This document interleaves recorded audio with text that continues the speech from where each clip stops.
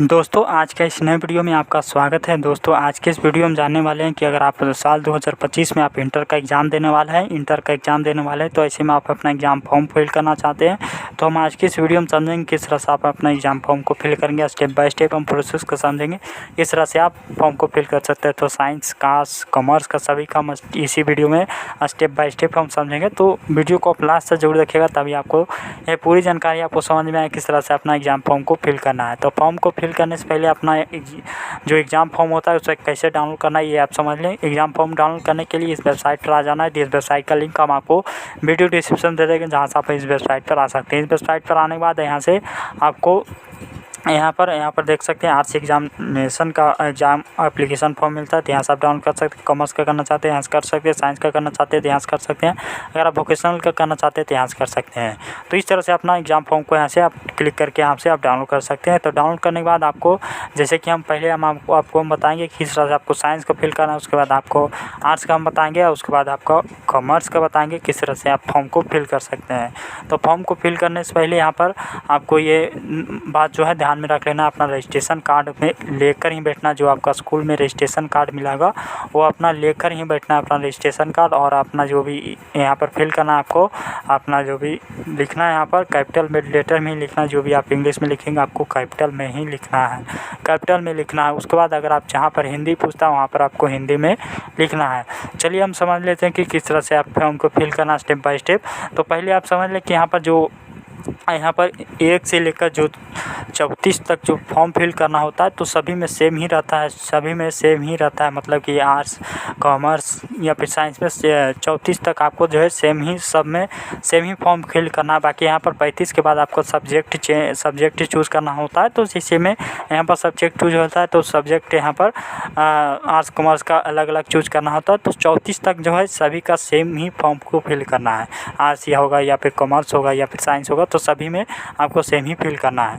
चलिए अब यहाँ से समझ लेते हैं कि किस तरह से आप फॉर्म को आगे स्टेप बाय स्टेप फिल करते हैं। तो यहाँ पर अपना फ़ोटो को यहाँ पर चिपका देना है, अपना फ़ोटो यहाँ से अपना चिपका देना है। यहाँ पर फॉर्म फिल करते समय यहाँ पर फ़ोटो चिपका देना। उसके बाद यहाँ पर अपना साइन कर देना है, यहाँ से अपना साइन कर देना है। साइन करने के बाद यहाँ पर आप आता है यहाँ पर फ़ोटो साइन करने के बाद उसके बाद यहाँ से आप स्टेप बाय स्टेप हम समझेंगे किस तरह से आप फर्स्ट में यहाँ पर अपना रजिस्ट्रेशन नंबर और ईयर यहाँ पर फिल करना है। तो रजिस्ट्रेशन नंबर ईयर आपको कहाँ मिलेगा तो अपना देख लेना अपना रजिस्ट्रेशन कार्ड में कि आपका रजिस्ट्रेशन नंबर क्या है, अपना रजिस्ट्रेशन नंबर क्या है तो अपना देख लेना है अपना रजिस्ट्रेशन नंबर। यहाँ पर देख सकते हैं यहाँ पर 10 नंबर में सूचीकरण संख्या दिया गया है। तो यहाँ से अपना देख लेना है कि आपका क्या रजिस्ट्रेशन नंबर। तो यहाँ पर देख सकते हैं ये रजिस्ट्रेशन नंबर आपका दिया गया है, यहाँ से देख कर यहाँ से फिल कर देना। उसके बाद यहाँ से PSB इनक्यू ID होता है। तो PSB इनक्यू ID आपको मालूम नहीं होगा तो अपना रजिस्ट्रेशन कार्ड में ही देख लेना है, आपका PSB इनक्यू ID यहाँ पर मिल जाता है। बाकी यहाँ पर आप उसके बाद आपको यहाँ पर स्टूडेंट कैटेगरी यहाँ पर पूछता है। तो स्टूडेंट कैटेगरी मतलब कि रेगुलर यहाँ पर लिखा हुआ है। तो रेगुलर यहाँ पर आप समझ लें कि रेगुलर जो पहली बार एग्ज़ाम दे रहे हैं इंटर का तो वो यहाँ पर लेकर ही लिखेंगे। अगर आप कमेंट यहाँ पर कंपार्टमेंटल होंगे या फिर इन्फॉर्मर या क्वालिफाइंग कैटेगरी एलिजिबल स्टूडेंट होगा तो ऐसे में आपको यहाँ से ये सब विकल्प को आपको लिखना है। तो यहाँ पर रेगुलर है तो रेगुलर यहाँ पर लिखेंगे। उसके बाद यहाँ से अब पूछता है कि आपका कॉलेज और स्कूल कोड क्या है। तो अपना स्कूल कोड यहाँ से अपना देख लेना है कि आपका रजिस्ट्रेशन कार्ड में स्कूल कोड आपका क्या है। तो यहाँ पर देख सकते हैं यहाँ पर स्कूल कोड यहाँ पर लिखा गया है। तो यहाँ से अपना स्कूल कोड को यहाँ से देखकर यहाँ से फिल कर देना अपना स्कूल कोड का। स्कूल कोड को फिल करने के बाद यहाँ पर अब आता है कॉलेज नेम। तो यहाँ से अपना जो भी कॉलेज का नेम होगा इस तरह से कैपिटल में लिख देना है, इस तरह से कैपिटल में लिखना है। उसके बाद यहाँ से आपका जो भी डिस्ट्रिक्ट नेम होगा यहाँ पर जो भी आपका डिस्ट्रिक्ट नेम रहता है यहाँ पर डिस्ट्रिक्ट नेम लिखना है। उसके बाद यहाँ से स्टूडेंट नेम लिखना है, जो भी आपका स्टूडेंट नेम होगा आपका जो भी नाम होगा यहाँ पर आप इस तरह से लिखना है। तो हम डेमो कुमार का इस तरह से फॉर्म को फिल कर रहे हैं तो डेमो कुमार यहाँ पर इस तरह से लिखेंगे। उसके बाद यहाँ से मदर्स नेम आता है तो मदर्स नेम को इस तरह से यहाँ पर अपना लिख देना है। जो भी आपका माता का नाम होगा यहाँ पर अपना लिख देना है, इस तरह से कैपिटल में ही लिखना है। और फादर्स नेम को यहाँ पर अपना लिख देना है, इस तरह से अपना फादर्स नेम को यहाँ पर लिख देना है। उसके बाद यहाँ पर डेट ऑफ बर्थ फिल करने का ऑप्शन आता है। तो पहले यहाँ पर अपना डेट ऑफ बर्थ यहाँ से फिल करना है। पहले अपना डेट चूज़ करना है, उसके बाद मंथ चूज़ करना है, उसके बाद ईयर चूज़ करना है जो भी आपका ईयर रहता है यहाँ पर अपना चूज़ करना है, पहले डेट, उसके बाद मंथ, उसके बाद ईयर, इस तरह से यहाँ पर चूज़ करना है। उसके बाद यहाँ पर पूछता है 11 नंबर में कि आपका मैट्रिक क्लास पासिंग बोर्ड का क्या नाम है, तो मतलब कि आपका बोर्ड का क्या नाम है, तो यहाँ पर अपना बोर्ड को नेम के लिखना है, जो भी आपका बोर्ड का नेम होगा इस तरह से लिखना है। उसके बाद यहाँ पर आपका यहाँ पर 12 नंबर में ये पूछता है कि आपका मैट्रिक आप जो पास किए हैं अपना यहाँ पर मैट्रिक का यहाँ पर डिटेल को यहाँ पर फिल करना है। तो मैट्रिक का जैसे कि मैट्रिक का रोल कोड हो गया, तो मैट्रिक का रोल कोड अपना देख लेना है, आपका एडमिट कार्ड या फिर मार्कशीट में मिल जाएगा। और यहाँ से अपना रोल नंबर यहाँ से फिल करना है, अपना रोल नंबर फिल करना है, अपना मैट्रिक का ही रोल नंबर फिल करना। उसके बाद यहाँ से अपना पासिंग ईयर फिल करना, जो भी आपका पासिंग ईयर आता है यहाँ से अपना पासिंग ईयर को फिल करना है, जो भी आपका पासिंग ईयर रहता है मैट्रिक का यहाँ पर फिल करना है। उसके बाद आता है 13 नंबर में, यहाँ पर पूछता है कि आपका क्या जेंडर क्या है, तो यहाँ पर अगर आपका मेल होंगे तो मेल यहाँ पर इस तरह से टिक करना है, अगर आप फीमेल होंगे तो फीमेल में इस तरह से टिक लगाना है। तो बाकी इस तरह से आपको टिक लगा देना है। उसके बाद यहाँ पर आता है कास्ट कैटेगरी, तो आपका जो भी कैटेगरी होगा यहाँ से चूज़ करना। अगर आप जनरल होंगे तो जनरल में टिक लगाना, अगर आप ईबीसी होंगे तो ईबीसी में टिक लगाना, अगर आप बीसी से होंगे तो बीसी में टिक लगाना, अगर एससी से होंगे तो एससी में टिक लगाना, एसटी से होंगे तो एसटी में टिक लगाना। तो हम ईबीसी से तो ईबीसी में इस तरह से टिक लगाएंगे, अगर आप यहाँ पर ये टिक लगा देंगे। उसके बाद यहाँ पर आता है, उसके बाद यहाँ से अब आता है यहाँ पर 15 नंबर में पूछता है कि आपका डिफरेंटली एबल्ड क्या, मतलब कि आप विकलांग हो, तो यहाँ से आप नो या यस में विकल्प में टिक लगाएंगे। अगर आप ये होंगे तो यहाँ से यस करेंगे, अगर आप नहीं होंगे तो नो करेंगे। अगर आप ये होंगे तो यहाँ पर यस करके यहाँ पर आपको बताना कि किस तरह से विकलांगता है, यहाँ पर आपको लिखना है। उसके बाद यहाँ से अगर आप नहीं होंगे तो आपको नो कर देना है, यहाँ से अगर आप नहीं होंगे तो यहाँ से नो में टिक लगा देना। उसके बाद आता है नेशनली, यहाँ पर 16 नंबर पूछता है नेशनली, आपका नेशनली में यहाँ से अपना चूज लिख देना है, यहाँ से नेशनली में टिक लगा देना है। उसके बाद आता है रिलीजन यहाँ से चूज़ करना, मतलब कि आपका धर्म क्या है, हिंदू, इस्लाम, सिख, क्रिश्चन, जैन, बुद्ध, अदर्स, तो यहाँ से अपना चूज़ करना है।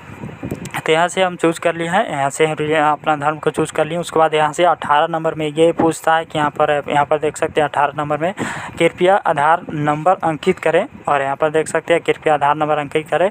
यदि विद्यार्थी का आधार नंबर आवंटित नहीं हुआ है तो विद्यार्थी के इस आशय की घोषणा क्रमांक 19 में जानी अवश्य होगी कि उन्हें आधार के आवंटित नहीं हुआ है। तो मतलब कि यहाँ पर देख सकते हैं अगर आपका आधार आवंटित नहीं हुआ है तो ऐसे में यहाँ पर अगर आप आधार नंबर नहीं फिल करते हैं, यहाँ से अपना आधार नंबर को नहीं फिल करते हैं तो इसे आप ब्लैंक छोड़ देंगे। अगर आपका आधार नहीं है तो ऐसे में आप यहाँ से अगर आप यहाँ पर आधार नंबर को नहीं फिल करते हैं तो आपको यहाँ से 19 नंबर में आ जाना है, 19 नंबर के विकल्प में आना है। उसके बाद यहाँ से अपना यहाँ पर साइन कर देना, अगर आप वहाँ से आधार नंबर को नहीं फिल करते हैं तो ऐसे में आप वहाँ से अगर आप अपना आधार नंबर को फिल कर देते हैं तो ऐसे में आपको यहाँ पर आपको साइन करने की कोई ज़रूरत नहीं, यहाँ पर साइन करने की कोई ज़रूरत नहीं। अगर आप यहाँ से अपना आधार नंबर फिल कर देते हैं तो यहाँ से आप साइन करने की कोई ज़रूरत नहीं। अगर आप यहाँ से अगर आप फिल करते हैं तो ऐसे आपको साइन करने की ज़रूरत नहीं, अगर आप नहीं फिल करते हैं तो यहाँ से आपको साइन करने की ज़रूरत है।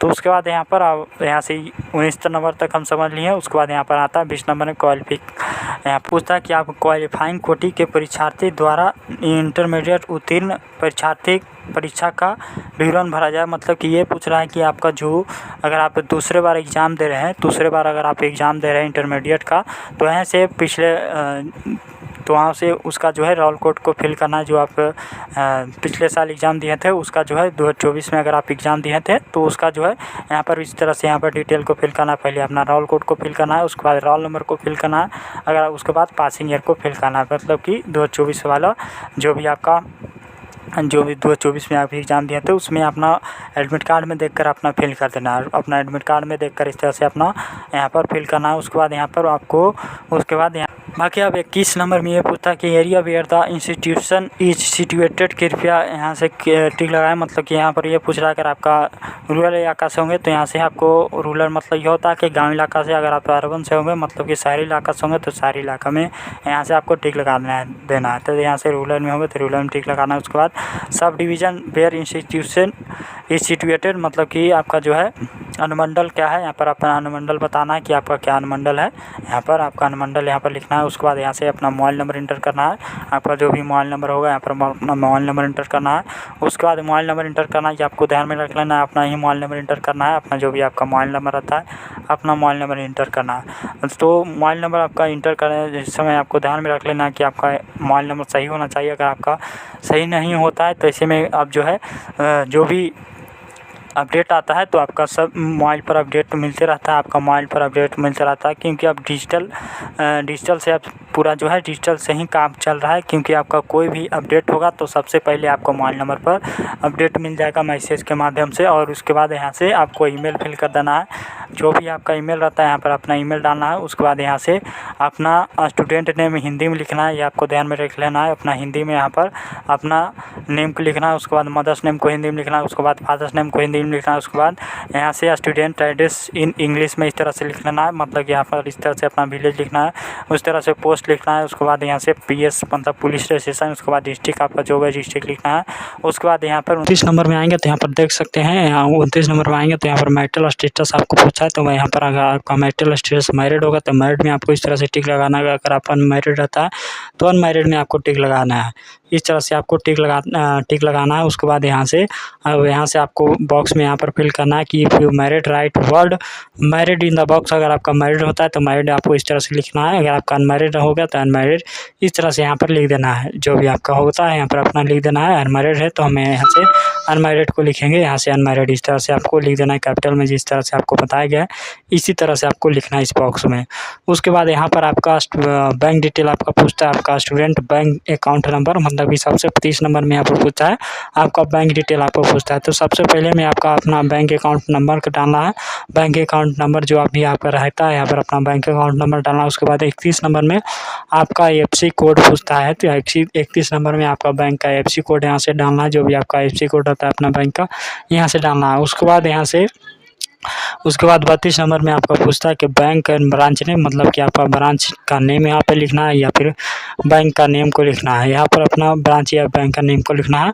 उसके बाद यहाँ से आपको पूछता है 33 नंबर, 32 नंबर हो जाने के बाद 33 नंबर में ये पूछता है कि two identification marks of student, मतलब कि यहाँ पर यह बताना है कि आपका कहीं पर शरीर में कटा छटा का निशान या फिर मस्सा ये सब निशान है तो वहाँ पर अपना 2 निशान दे सकते हैं। अगर आपका एक ही निशान है तो ऐसे में एक निशान यहाँ पर इस तरह से लिख दिए हैं हम, मोल ऑन लेफ्ट हैंड, मतलब कि अगर शरीर में एक निशान होगा तो यहाँ से एक निशान, जैसे कि मेरा एक निशान है तो हमें एक निशान लिख दिया, बाकी एक निशान नहीं है तो यहाँ से नो मार्क्स इस तरह से लिख देना है, नो मार्क्स लिख देना है। उसके बाद यहाँ से 34 नंबर में ये पूछता है कि medium language of appearing in examination, तो मतलब कि आप एग्ज़ाम जो है आप हिंदी में देना चाहते हैं या फिर इंग्लिश में, तो यहाँ से आपको चूज़ करना है। जैसे कि हम हिंदी में चूज़ कर लिया तो हिंदी में इस तरह से आपको टिक लगा देना है। उसके बाद आपको नीचे की ओर स्क्रॉल करके आप सब्जेक्ट आपको बताना है कि आपका क्या क्या सब्जेक्ट आपका रखना चाहते हैं, आपका क्या क्या सब्जेक्ट रहना चाहिए आपको बताना है। तो यहाँ से पहले हम साइंस का देखेंगे, उसके बाद आर्ट्स का देखेंगे, उसके बाद हम कॉमर्स का देखेंगे।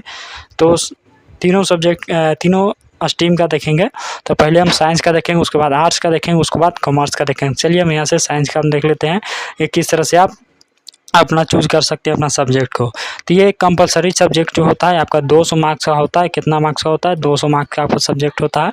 तो यहाँ पर कंपलसरी सब्जेक्ट में ये सब्जेक्ट ग्रुप 1, मतलब कि इसमें आप जो है एक ही चूज़ कर सकते हैं। जैसे कि हम यहाँ से हिंदी चूज़ कर लिए, एक ही सब्जेक्ट आप चूज़ कर लिए। अगर आप दोनों चूज़ नहीं करना है, ये आपको ध्यान में रख लेना, सिर्फ एक ही सब्जेक्ट यहाँ पर चूज़ करना है। बाकी यहाँ पर कंपलसरी सब्जेक्ट ग्रुप 2 में, मतलब कि इसमें भी जो है आपका 100 मार्क्स का होता है, मतलब कि इसमें भी आपको एक सब्जेक्ट ही चूज़ करना है। जैसे कि हम इंग्लिश इसमें चूज़ कर लिए हैं। तो यहाँ से अपना चूज़ कर लेने के बाद उसके बाद आपको क्या करना है, उसके बाद यहाँ पर अब आता है आपका elective subject group, total 300 marks, मतलब कि इसमें 3 सब्जेक्ट आपको चूज़ करना है। 300 मार्क्स का है तो 3 सब्जेक्ट ही आपको इसमें चूज़ करना है। चलिए हम यहाँ से 3 सब्जेक्ट को यहाँ से चूज़ कर लेते हैं। हम साइंस का यहाँ से हम जैसे कि हम फिजिक्स चूज़ कर लिए, यहाँ पर केमिस्ट्री चूज़ कर लिए और यहाँ पर हम बायोलॉजी चूज़ कर लिए।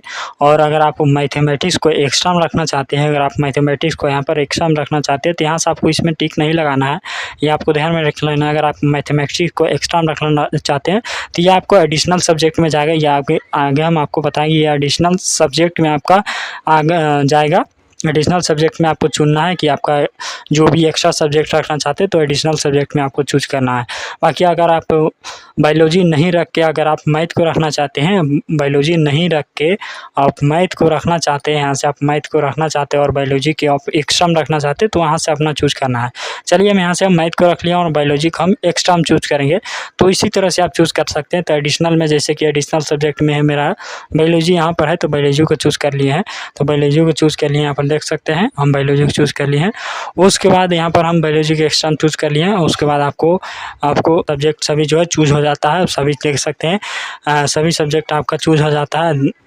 यहाँ पर हिंदी इंग्लिश हो गया, फिजिक्स केमिस्ट्री मैथ चूज़ किया, एक्स्ट्रा में हम बायोलॉजी को चूज़ किए हैं, यहाँ पर देख सकते हैं। तो ये साइंस का इस तरह से आप चूज़ कर सकते हैं। चलिए हम आर्ट्स का हम समझते हैं कि किस तरह से आप आर्ट्स का आप चूज़ कर सकते हैं। चलिए अभी आर्ट्स का चूज़ करने के लिए आर्ट्स का हम देख सकते हैं, आर्ट्स का फॉर्म में है, आर्ट्स का एग्जाम फॉर्म में है। तो यहाँ पर देख सकते हैं आर्ट्स का सब्जेक्ट डिटेल है। तो पहले कि यहाँ पर अपना कंपलसरी सब्जेक्ट चूज़ करना, जिस प्रकार से आप चूज़ किए थे साइंस में उसी प्रकार से यहाँ पर आपको यहाँ से चूज़ करना है। जैसे कि हम एक सब्जेक्ट ही आपको रखना है, ये यहाँ ध्यान में रख लेना है। जैसे कि हम हिंदी चूज़ कर लिए, कंपलसरी सब्जेक्ट ग्रुप 2 में आपको इसमें भी जो है एक ही सब्जेक्ट रखना है। तो इसमें भी हम चूज़ कर लिए हैं, इसमें भी हम चूज़ कर लिए, इसमें भी हम चूज़ कर लिए। उसके बाद नीचे आकर इलेक्टिव सब्जेक्ट में आपको 300 मार्क का होता है, तो इसमें भी आपको 3 सब्जेक्ट ही चूज़ करना है। सिर्फ आपको इसमें 3 सब्जेक्ट ही आपको चूज़ करना है। चलिए हम यहाँ से 3 सब्जेक्ट को हम यहाँ से चूज़ कर लेते हैं। यहाँ से 3 सब्जेक्ट को हम चूज़ कर लिए हैं, 3 सब्जेक्ट को हम यहाँ से हम अपना चूज़ कर लेंगे। जैसे कि अगर आप इसमें अगर आप एक्स्ट्रा में कोई सब्जेक्ट को रखना चाहते हैं तो आपको हम आगे भी बताएं कि एडिशनल में आपका जाएगा, एडिशनल में आप चूज़ कर सकते हैं अपना दूसरा सब्जेक्ट को। ये नहीं कि आप इसी में ही चूज़ कर लें, आपको सिर्फ इसमें 3 सब्जेक्ट ही आपको चूज़ करना है। बाकी आपको एक्स्ट्रा में रखना चाहते हैं तो आपको एडिशनल में चूज़ करना है। चलिए हम एडिशनल में यहाँ से आकर चूज़ कर लेते हैं। हम यहाँ से अपना एक्स्ट्रा में रखना चाहते हैं तो एडिशनल में चूज़ कर लेना है। चलिए हम यहाँ से एडिशनल में पॉलिटिकल साइंस को इस तरह से हम रख लेते हैं। यहाँ पर हम चूज़ किए थे home science, history, philosophy, psychology. उसके बाद हम यहाँ से हम पॉलिटिकल साइंस को हम चूज़ कर लिए, एडिशनल मतलब कि एक्स्ट्रा में हम चूज़ कर लिए। अब चलिए हम समझते हैं कि आप ये आर्ट्स का चूज़ हो चुका है। अब कॉमर्स का हम समझते हैं कि कॉमर्स का आपको किस तरह से आप चूज़ कर सकते हैं। तो कॉमर्स का ये है, कॉमर्स का हम देख लेते हैं किस तरह से आप चूज़ करना है। तो उसी प्रकार से यहाँ पर अपना एक कंपलसरी एक सब्जेक्ट ही आपको यहाँ से चूज़ करना है। जैसे कि हम हिंदी कर लिए हैं, उसके बाद यहाँ से हम इंग्लिश कर लेंगे, उसके बाद यहाँ से हिंदी चूज़ कर लिए, उसके बाद इंग्लिश चूज़ कर लिए। उसके बाद यहाँ पर इलेक्टिव सब्जेक्ट ग्रुप 300 मार्क्स का तो आता है, तो यहाँ पर 3 ही सब्जेक्ट आपको चूज़ करना है। जैसे कि हम बिजनेस स्टडी रख लेते हैं, 3 सब्जेक्ट कोई भी हम रख लेते हैं। उसके बाद एक्स्ट्रा में अगर आप अकाउंटेंसी का रखना चाहते हैं एक्स्ट्रा में, तो एक्स्ट्रा में अकाउंटेंसी का रखना चाहते हैं तो एक्स्ट्रा में आपको रख लेना है। जैसे कि एक्स्ट्रा में यहाँ पर अकाउंटेंसी है तो यहाँ से आप एक्स्ट्रा में रख सकते हैं। तो जो भी आप सब्जेक्ट को एक्स्ट्रा में रखना चाहते हैं तो आपका एडिशनल में जाएगा, आपका एडिशनल सब्जेक्ट में जाएगा। यहाँ पर देख सकते हैं आपका एडिशनल सब्जेक्ट में आपका जाता है अगर आप एक्स्ट्रा सब्जेक्ट रखना चाहते हैं तो ये आपका एडिशनल में जाता है। अगर आप एडिशनल में रखना चाहते हैं तो एडिशनल में आप रख सकते हैं। तो हम यहाँ से हम अकाउंटेंसी को एक्स्ट्रा में रखना चाहते हैं, बिजनेस स्टडी, एंटरप्रेन्योरशिप और इकोनॉमिक्स हम इलेक्टिव सब्जेक्ट हम चूज़ कर लिए हैं 300 मार्क्स का। बाकी हमें एडिशनल सब्जेक्ट 100 मार्क्स का हम जो है अकाउंटेंसी चूज़ करनी है। तो इसी तरह से आप चूज़ कर सकते हैं। अगर आप अपना सब्जेक्ट को चूज़ करना चाहते हैं आर्ट्स या साइंस या कॉमर्स का, तो इस वीडियो में पूरा हम आपको जानकारी दी है कि इसी तरह से आप चूज़ कर सकते हैं। अगर आप चूज़ करना चाहते हैं तो इसी तरह से आप चूज़ कर सकते हैं।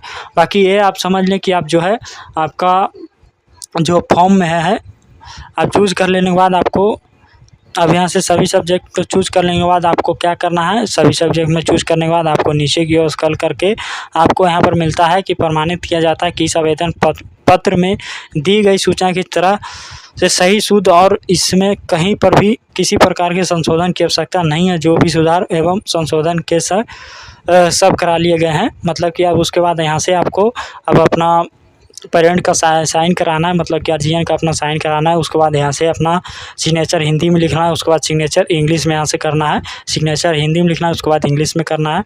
उसके बाद यहाँ से आपका सिग्नेचर प्रिंसिपल का होता है। तो ये आपको ध्यान में रख लेना है। इस तरह से अपना फॉर्म को आप जो है फिल कर सकते हैं। अगर आप इस एग्ज़ाम फॉर्म को फिल करना चाहते हैं तो इसी तरह से आप फॉर्म को फिल कर सकते हैं। बाकी ये आप नोटिस आप जान लें कि इसका नोटिस क्या कुछ इसका नोटिस जारी किया गया था एग्ज़ाम फॉर्म को लेकर। तो एग्ज़ाम फॉर्म को लेकर यहाँ पर समझ लें कि इसका नोटिस क्या आया था। तो यहाँ पर जो है अब जो है इसका फॉर्म में जो है यहाँ पर 2 नंबर में यहाँ पर देखेंगे इंटरमीडिएट वार्षिक परीक्षा सम्मिलित होने वाले विद्यार्थी के लिए 2 प्रकार के आवेदन पत्र पर अपलोड किए हैं। बाकी यहाँ 2 नंबर के पहला हम देखेंगे तो 2 नंबर के पहला हम देखेंगे तो यहाँ पर देख सकते हैं खंड ए एवं खंड बी में खंड ए के क्रमांक 1 से 17 तक विद्यार्थी का विवरण भरा हुआ है। मतलब कि अब जो भी आपका एग्ज़ाम फॉर्म मिलेगा आपका स्कूल से ही मिलेगा। अब जो है आपका एग्ज़ाम फॉर्म जो मिलेगा आपका स्कूल से ही मिलने वाला है और उसमें जो है 1 से 17 तक जो है आपका पूरा फिल हुआ रहेगा। आपका जो है पूरा फिल हुआ रहेगा, उसमें आपका फ़ोटो भी रहेगा और आपका जो है पूरा उसमें फिल हुआ रहेगा। 1 से 17 तक जो आपका डिटेल रहता है यहाँ से 1 से 17 तक आपका सभी डिटेल फिल हुआ रहेगा। आपका यहाँ पर 1 से 17 तक जो डिटेल है यहाँ तक सभी डिटेल जो है आपका इसमें आपका जो स्कूल में मिलेगा एग्ज़ाम फॉर्म उसमें आपका 1 से 17 तक आपका पूरा डिटेल फिल हुआ रहेगा। ये आपको ध्यान में रख लेना है। बाकी आपका पेमेंट जो है कितना लगेगा ये आप समझ लें कि आपका कितना शुल्क लग सकता है ये आप जान लें कि यहाँ पर 1430 रुपये यहाँ पर बताया गया है कि प्रति विद्यार्थी का लिया जाने वाला शुल्क यहाँ पर 1430 रुपये यहाँ पर बताया गया है। यहाँ पर देख सकते हैं। बाकी ये समानता क्वालिफाइंग परीक्षार्थी के लिए 1770 रुपये बताया गया है। तो वहाँ पे यहाँ से आप सब्जेक्ट यहाँ से आप देख लें कि व्यावसायिक पाठ्यक्रम के लिए कोटि के परीक्षार्थी के लिए 1830 रुपये रखा गया। व्यवसायिक पाठ्यक्रम के समुन्नत कोटि के परीक्षार्थी के लिए 2170 रुपये रखा गया और व्यावसायिक पाठ्यक्रम के पूर्ववर्ती अनुत्तीर्ण परीक्षार्थी के लिए जो है 1490 रुपये रखा गया है। तो यहाँ पर ये आपका चार्ज लिखा गया है। तो यहाँ से आपको देख लेना कि आपका क्या कुछ चार्ज है, यहाँ पर देख लेना है अपना क्या आपका स्टूडेंट का क्या चार्ज लगने वाला है एग्ज़ाम फॉर्म में। तो यहाँ से अपना देख लेना है। यहाँ से आपका जो भी चार्ज लगेगा यहाँ पर आपको पूरा बताया गया है। उम्मीद होगा कि आपको ये जानकारी आपको अच्छी लगी होगी। तो हमारे यूट्यूब चैनल को सब्सक्राइब कर दें और वीडियो को लाइक करना, चैनल को सब्सक्राइब करना ना भूलें। ऐसे ही जानकारी पाने के लिए हमारा टेलीग्राम चैनल, व्हाट्सएप चैनल से जरूर जुड़ने जाए। जैसे ही आपका कोई भी अपडेट आएगा तो हम आपको तुरंत अपडेट करते रहते हैं। तो टेलीग्राम चैनल, व्हाट्सएप चैनल को सब्सक्राइब करना ना भूलें।